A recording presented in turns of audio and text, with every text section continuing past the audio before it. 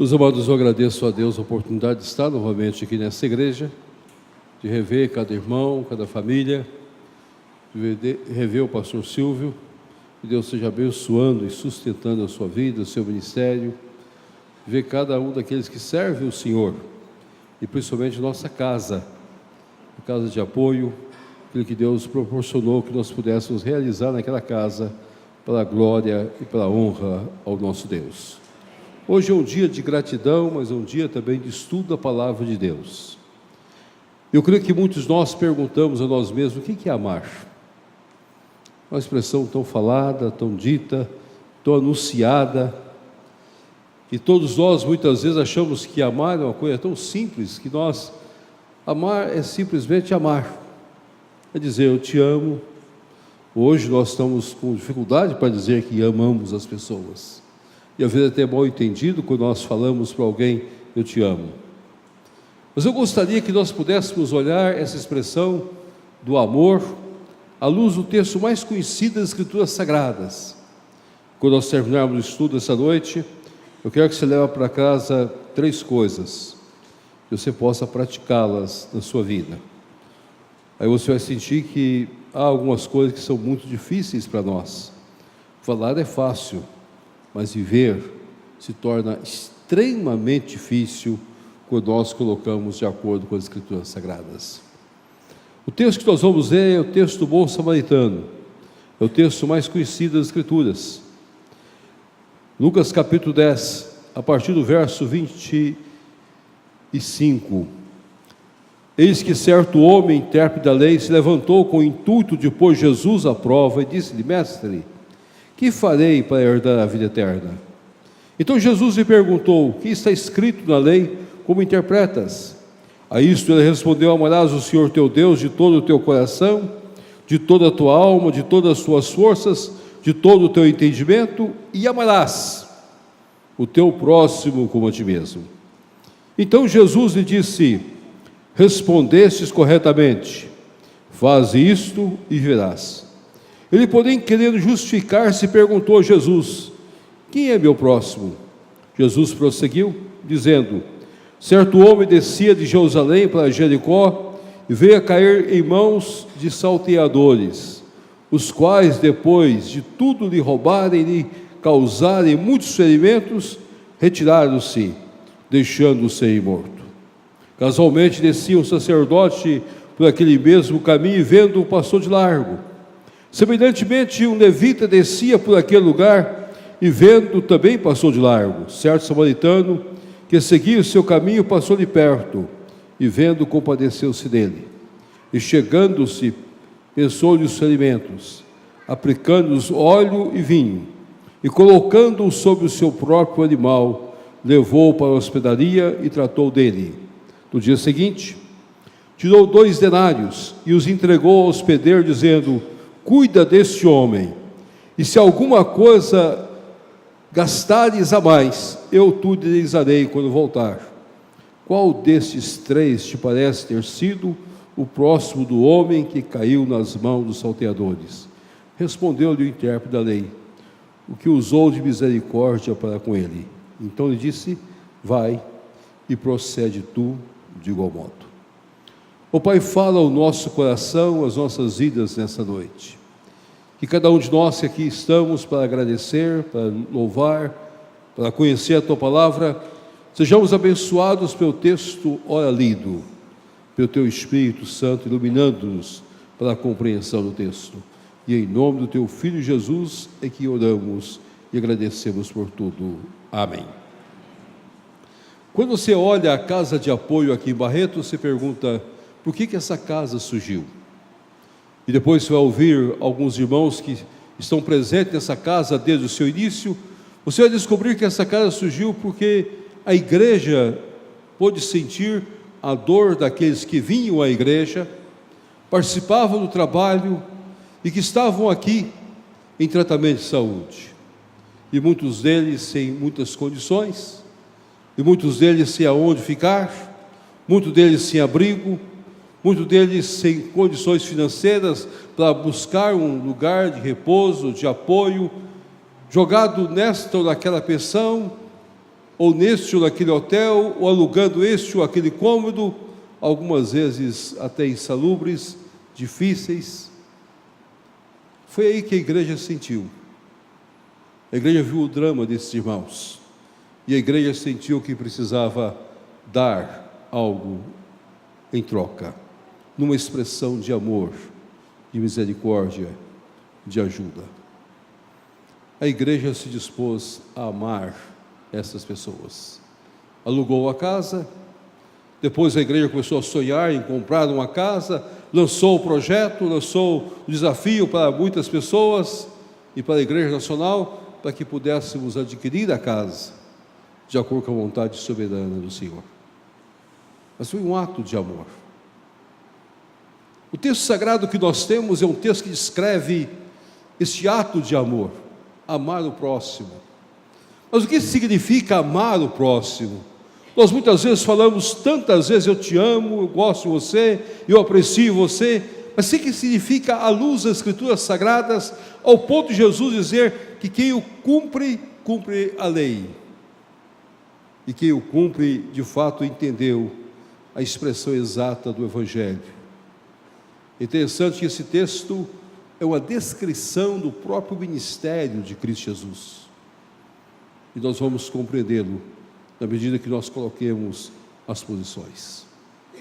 Obedecia de uma cidade para outra cidade, numa estrada difícil, pesada, árdua, numa cidade que havia muitas encruzilhadas, havia muitas possibilidades da pessoa sofrer ataques, ser roubado.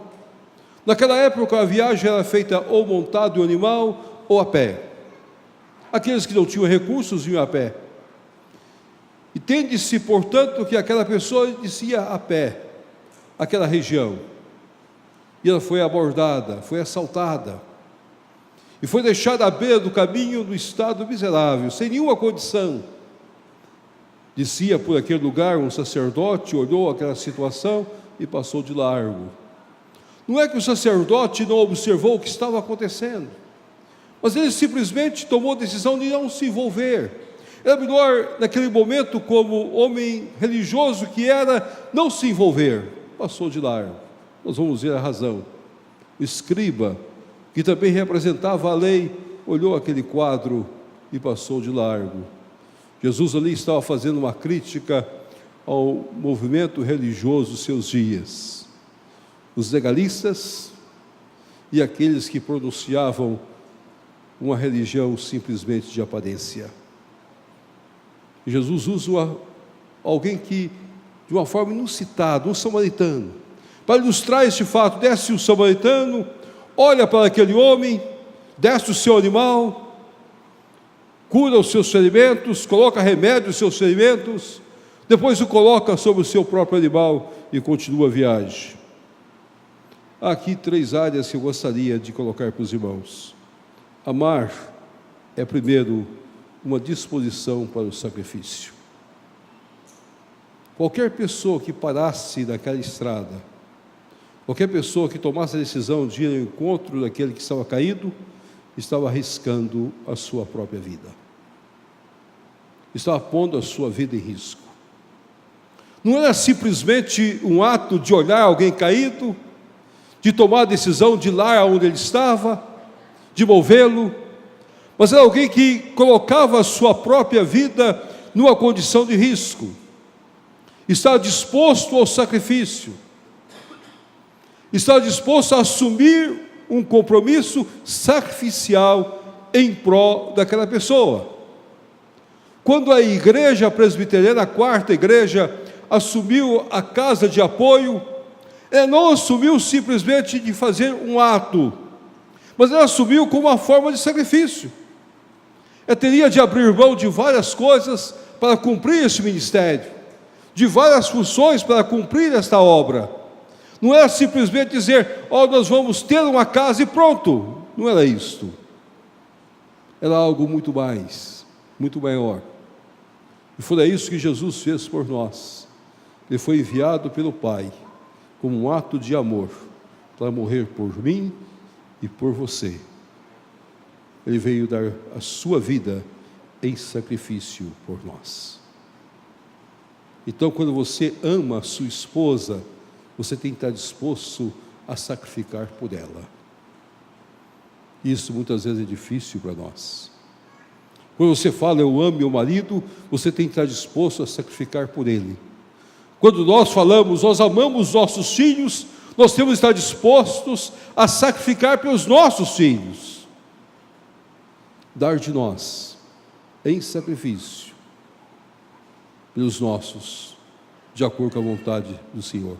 E quando nós, algumas vezes afirmamos, eu amo a minha igreja de montão, a minha igreja é alguma coisa tão boa que eu a amo completamente, você tem que estar disposto ao sacrifício pela sua igreja e pelo Senhor da igreja, Cristo Jesus.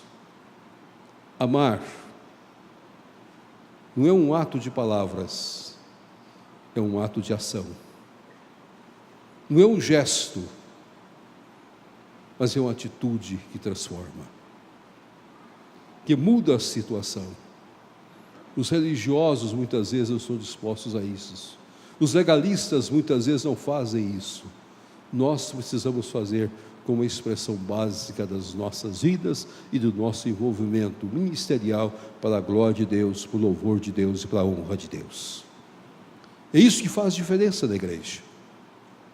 A igreja foi chamada para amar e não para contemplar as coisas.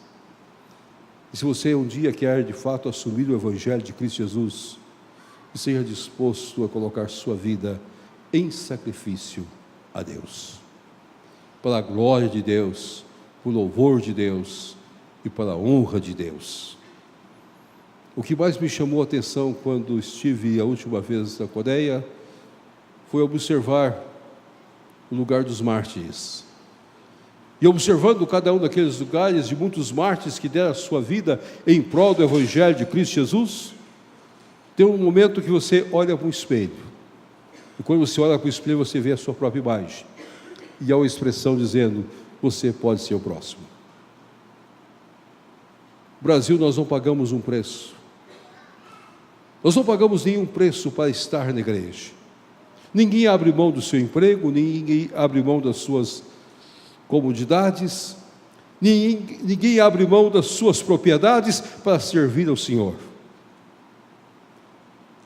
No Brasil nós temos uma liberdade, e essa liberdade tem nos destruído dia após dia, porque nós perdemos a visão do sacrifício para a glória de Deus. Mas há uma segunda coisa que esse texto tem me ensinado. Quando nós amamos, nós temos que ter disposição para darmos tempo. Darmos tempo. A coisa mais preciosa para um homem, depois da sua vida, é tempo. Nós somos fascinados com o tempo. E quando nós ficamos ficando mais velhos, nós ficamos mais fascinados com o tempo ainda. A gente gostaria de ser jovem. Eu olhei para o Silvio e fiquei pensando, nossa, ele esteve no IBEL em 83, 84, já foi meu aluno nessa época. Quantos anos eu tinha nessa época? Quantos anos eu tenho hoje? De uma hora para outra nós descobrimos que nós envelhecemos, que nós não somos mais aqueles meninos que corriam, que pulavam. Eu estou no IBEL há 43 anos. Agora vocês podem imaginar quantos anos eu já tenho, que se eu tenho só no IBEL 43 anos de história, formando moços, formando moças, formando jovens para o ministério e trabalhando cada dia com cada um deles. Mas se você quer amar, você tem de gastar tempo. O tempo você tem de abrir mão dele.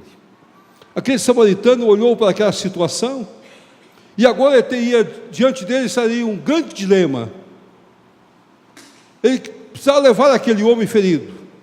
E a única maneira de levar o homem ferido, o texto sagrado descreve para nós, e eu gostaria que os irmãos olhassem a maneira que o texto escreve. Chegando-se pessoa dos ferimentos, aplicando óleo e vinho, colocando sobre o seu próprio animal. Colocando sobre o seu próprio animal. Agora a viagem ia atrasar mais. Eu não poderia mais montar no animal, Porque o enfermo foi colocado no animal, ele tinha de ir puxando o animal. Pensa os irmãos, alguém que estava montado, viajando com o seu animal, e agora passava a puxar o seu animal para chegar na hospedaria. Atrasou sua viagem. Teve de mudar a sua agenda. E aquele que quer servir ao Senhor, muitas vezes tem que mudar a sua agenda. Nós precisamos colocar como nosso tempo principal a glória e o louvor de Deus. Muitas vezes há muitas pessoas que não servem a Deus adequadamente, porque não querem gastar tempo. Nós vamos gastar tempo para ler a Bíblia, nós vamos gastar tempo para orar, nós vamos gastar tempo para estar com algumas pessoas, nós vamos gastar tempo para aconselhar, nós vamos gastar tempo para chorar com os que choram, nós vamos gastar tempo para aconselhar, para alegrar com aqueles que se alegram. Nós não podemos viver mais nossas vidas pensando que nós vivemos tão rapidamente. E nós vivemos uma vida que o tempo, cada dia que passa, se torna mais curto. E nós não queremos gastá-lo. Há muitas pessoas que gastam 24 horas, 30 horas no trabalho, mas não querem gastar tempo na casa do Senhor.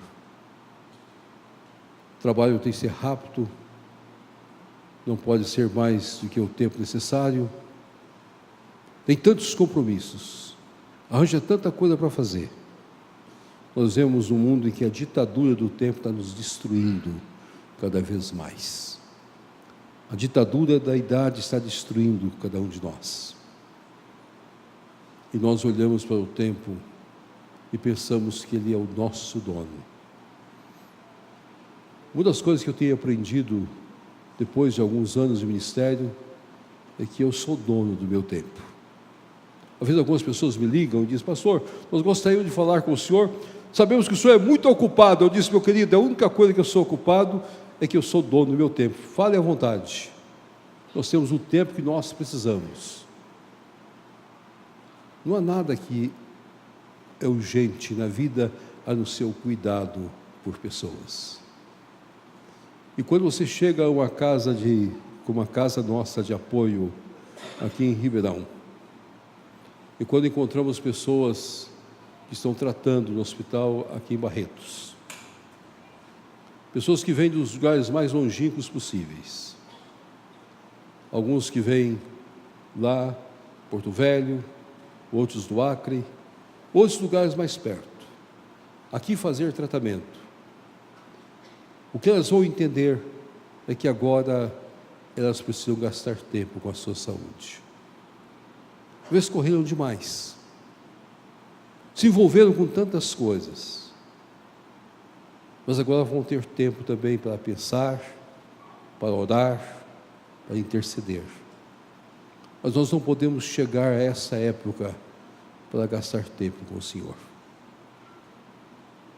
Na zona rural da nossa região havia um fazendeiro que ele passava todo domingo à porta da igreja. Todo domingo ele passava à porta da igreja.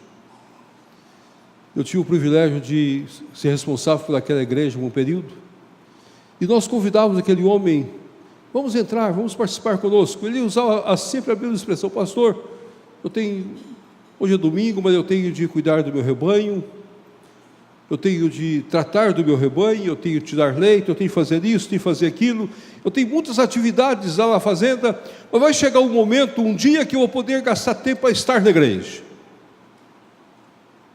E passou-se alguns anos, não passou mais que 5 anos. Um dia retornei àquela cidade e encontrei aquele mesmo homem. Ele tinha sofrido um AVC. Agora ele não conseguia nem falar direito. Custava se locomover. Quando eu encontrei com ele na igreja, ele estava sentado no último banco. Quando eu segurei na mão dele, ele começou a chorar.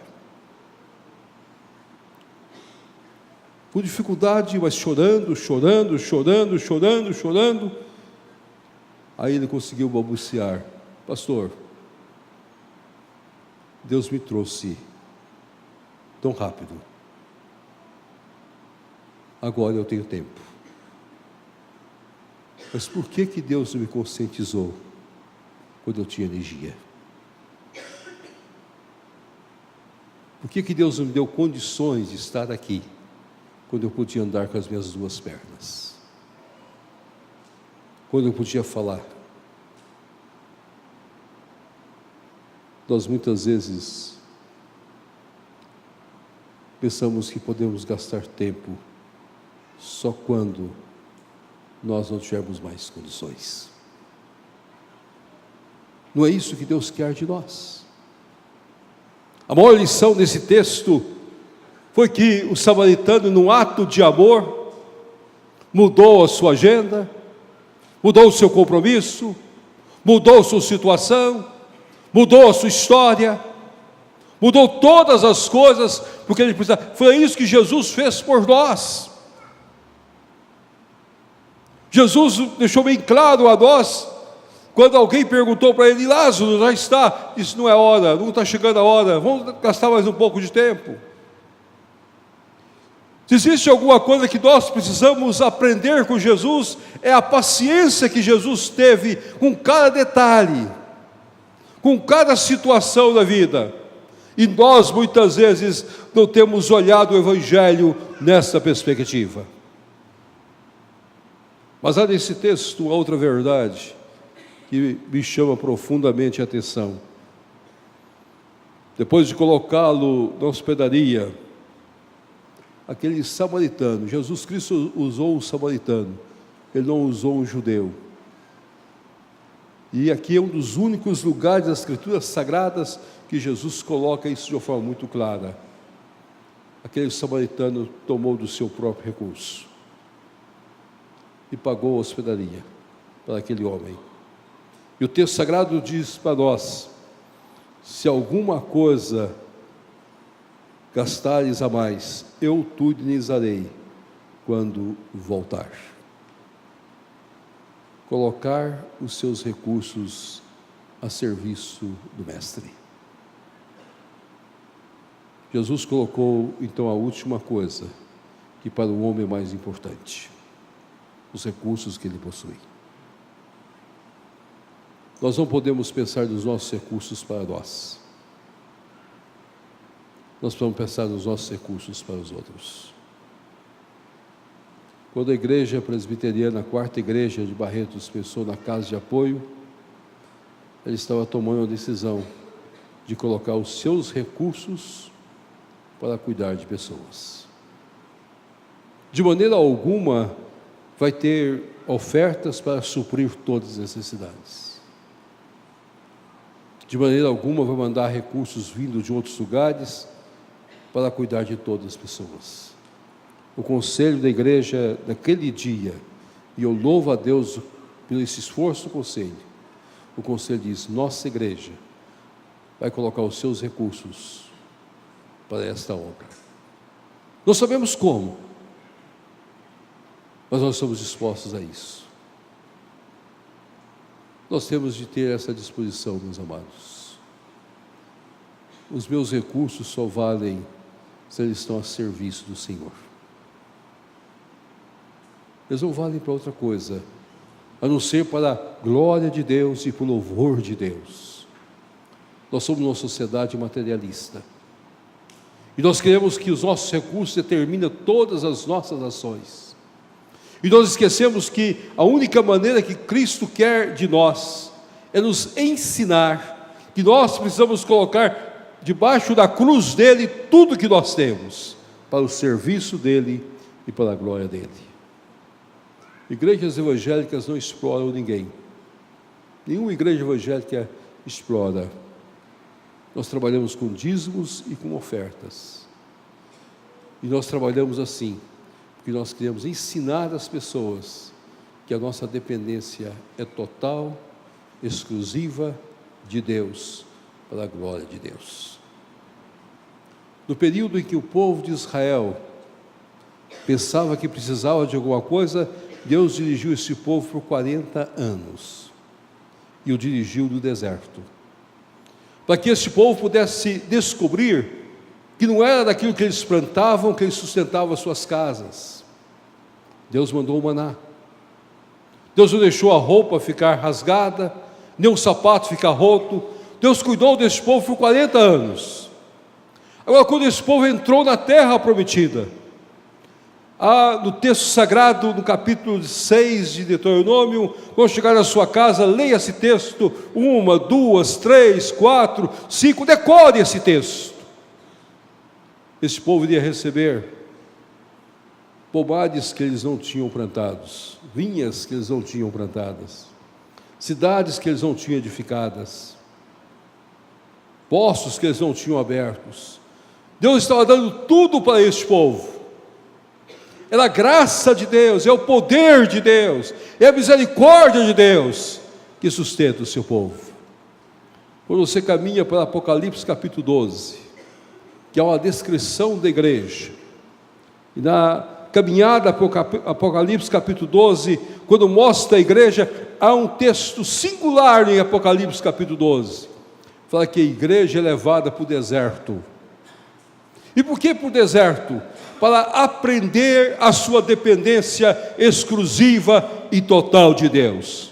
Nós vivemos pela fé, pela graça, por aquilo que Deus faz e pelos milagres que Deus faz nas nossas vidas. Examine a sua vida e, se for possível, diga quantos milagres Deus tem feito na sua vida. E você vai ficar assustado e vai dizer para mim: pastor, minha vida é um milagre de Deus. Depois que me tornei firme e fiel ao Senhor, Deus tem multiplicado todas as coisas. Mas o Senhor queria ensinar que nós precisamos abrir mão daquilo que nós temos para o serviço dEle, para a glória dEle e para o louvor dEle.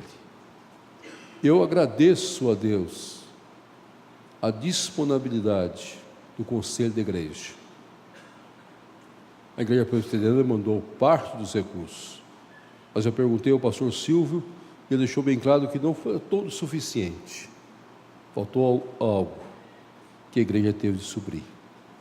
Eu louvo a Deus por isso. E louvo a Deus pela disposição de cada irmão, que foi com recursos de cada irmão que isso é possível. Eu louvo a Deus porque nós devemos ter a visão da sustentabilidade da obra de Deus, para a glória de Deus e para o louvor de Deus. 3 coisas que nos levam a entender o que é amar: sacrifício das nossas vidas, tempo a serviço do Senhor. Nós não somos escravos do tempo, nós vamos ter tempo para servir a Deus, e os nossos recursos para a glória de Deus. Poucos ou muito, não importa, poucos ou muito, não é isso que Deus quer. Deus quer que nós coloquemos os nossos recursos. Se eles são poucos, se eles são muitos, não importam diante de Deus. O que Deus quer é que cada um de nós coloquemos tudo o que nós temos a serviço dEle, para a glória dEle, para o louvor dEle, para a honra dEle, e os milagres vão acontecer. Eu, quando olho aquela mulher que chegou diante do profeta Eliseu dizendo: meus filhos vão ser vendidos para pagar a dívida. O profeta disse: que tens? Ela disse: eu tenho um pouco de azeite em casa. Então volta, pede emprestado vasilhas, vai para sua casa, vai encher essas vasilhas, fecha a casa toda, você e seus filhos participam do milagre de Deus. E o decorrer que tinham vasilhas foram cheias. E depois de encher todas as vasilhas, ela voltou ao profeta e disse: e agora o que eu faço? O profeta diz: vai lá, paga a sua dívida e viva do restante. Cumpra a sua responsabilidade. Deus, na sua graça, tem multiplicado todas as coisas em nossas vidas. Ele pega o pouco que nós temos e faz de muito. Ele pega o quase nada nosso e transforma em grandes quantidades. Eu creio nos milagres de Deus nos nossos dias de hoje. E gostaria que a igreja pudesse dizer glórias e aleluia diante do Senhor. Porque a igreja precisa ser movida pela visão da fé. Não pela visão daquilo que nós temos, mas a visão da fé. A cidade celestial está preparada para nós. Um dia eu e você vamos entrar nessa cidade. E nós precisamos entrar nessa cidade alegres e felizes, sabendo daquilo que Deus fez por nós, para a glória dele. Nós estamos encerrando um ano e começando um novo ano. Que 2019 seja um ano diferenciado para todos nós, mas que todos nós possamos experimentar os grandes milagres de Deus. Mas nós possamos aprender em 2019 a amar mais. E quando alguém perguntar para você, o que significa amar o próximo? Você possa dizer, sacrificar por ele, dar tempo a ele. E se necessário, usar meus recursos a serviço dele. Para a glória de Deus e por louvor de Deus. Amém. Amém. Participe dos nossos cultos na Avenida Sacadura Cabral, 1354, entre as ruas 32 e 34, no bairro Aeroporto. Nosso telefone 17 3323 4766. Acesse www.segundaipb.com.br. Deus abençoe.